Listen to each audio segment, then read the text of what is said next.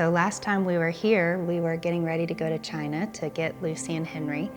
And while we were in China, it was important to us to go to the orphanage and see where our kids had been living for the last 6 years. So when we walked into their foster apartment, the first thing I noticed were the white tile floors and the hardwood furniture, and it was so cold in there, and they had 6 kids living in there with the foster mom and the foster dad.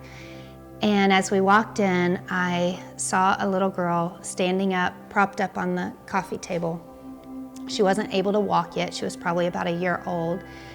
And as soon as I saw her, I ran over and I picked her up and started loving on her, and I turned around and looked at you, and you had gotten out the camera and you were taking pictures of us.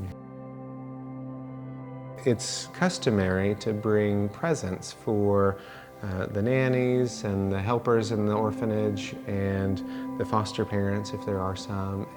And so I thought it would be neat if we gave foster dad, actually, this jersey. And it was a Houston Rockets jersey, us being from Houston, them being from China, basketball, the connection. And so that's what we had decided to give foster dad. And then Audrey had decided that she would get a necklace for foster mom that said... It was a silver locket that said mother on it, just to symbolize that she was their mother before we got them.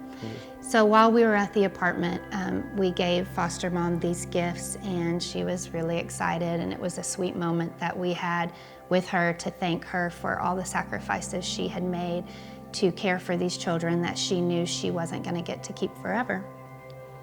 I left that day feeling really burdened with a heavy heart, because statistically I knew that her chances of ever having a family were really low. And we went back to the hotel that night, and I'd been blogging every day while we were in China and updating what we were going through and my emotions and pictures from the day. And I started downloading pictures from the orphanage that day, and those pictures came up, and I added them to my blog that day, and I wrote that I had met her, and I said, I know your mom is out there, and I'm gonna find her.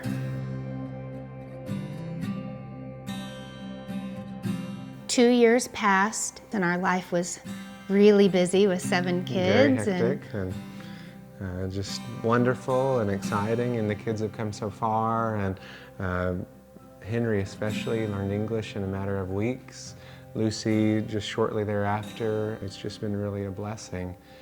But in that season, both of us felt like we had plenty on our plate. And then one night, everyone was asleep and the house was quiet, and I came in here on the couch with my computer, and something inside of me told me to go to one of these advocacy sites where children that are available for adoption are listed. And so I pulled it up, and I went through a couple of pages, and nothing seemed out of the ordinary until I came to one little picture. So I clicked on the picture, and in the comments, there was a video. And this is the only one I clicked on. And I clicked on this video. And when it pulled up, it was of this little child in a green jogging suit, and she was dancing around in a room with a white tile floor, with hardwood furniture in the background. And I immediately recognized that that was Lucy and Henry's foster apartment. And out of the 1 million orphans in China, and all the children on advocacy sites, and all the videos that could be out there, I had just pulled up one of the same little girl that I had held 2 years earlier in their foster apartment where they grew up. And then in the video, a lady walks into view.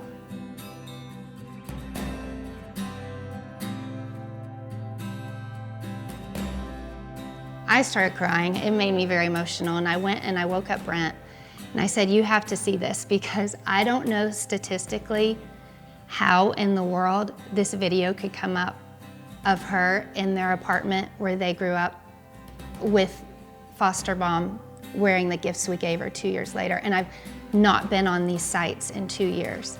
He agreed it was a miracle, but was still a little hesitant. I tried to temper Audrey and say, that's great, baby. You know, no question that that was a God thing, but we have 7 children, and we were way over our head as you know, as it is. And so we both kind of put it on hold, and both said, let's continue to pray about this. And God, we asked for another sign, of course. You know, one wasn't good enough. We need multiple. We're a little bit, I'm a little bit stubborn when it comes to that. And so that's what we did. We put it on hold for several months. And then last summer, we couldn't stop thinking about her, and that this was a calling that we had, and we knew that she was meant to be in our family. And right about that time, China stiffened up all of its adoption rules. And in the new rules, you couldn't have a child living at home under 3 years old. You could no longer adopt 2 children at the same time, which we had just done with Lucy and Henry. And if you had 5 children living at home, you could no longer adopt from China, which just ruled out a huge population of families that adopt from China, are larger families. So we went from deciding we're gonna go ahead with this, we're gonna pursue her, to China just stiffened up its rules, and now we're not gonna be able to adopt any children. We were pretty disappointed, and then a few days later we heard that another family had stepped forward to adopt. So I was feeling really guilty, honestly, because I knew that God was calling us to do this, and I was hesitant. If I had led our family forward at the time that God gave us the first sign, then not only would another family had not stepped forward, but we would have been kind of grandfathered in before the new rules. And then a couple of days later, we hear that because of the new rules, this family was not eligible.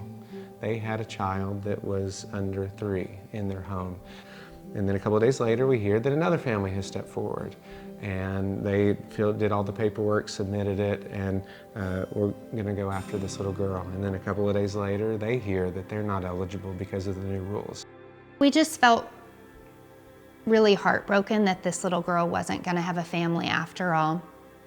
And we decided to really pray and ask our friends to pray that the family that she's supposed to go home with can step forward and adopt her. And one night we had already gone to bed, and it was about 1 in the morning, and my phone goes off, and a friend in the adoption community was texting me, and she said, "You do qualify. You can have 5 children at home, and the adopted child can be the 6th. You've got to call the adoption agency in the morning and verify with them, but you do qualify, and you need to go get your baby girl." So our 2 oldest that normally would have counted against us anyway, all of a sudden we learn they don't, because one has her own address, an apartment in college, and the other one is living in Spain at the time. Just happened to be over the time that it mattered. Since then, we've been moving forward, and we will be traveling in about 3 weeks to go back to China. Lucy is super excited. The other kids that are going to go with us are super excited, and we're just ecstatic we can't wait to get there, because we'll be reunited with this little girl that will be our daughter that we've already met. It's unheard of to have already gotten to meet your child. Not only that, it's especially unheard of to have 3 children from the same foster family who already know each other, who already have had a relationship, to be able to come home and be in the same forever family with us.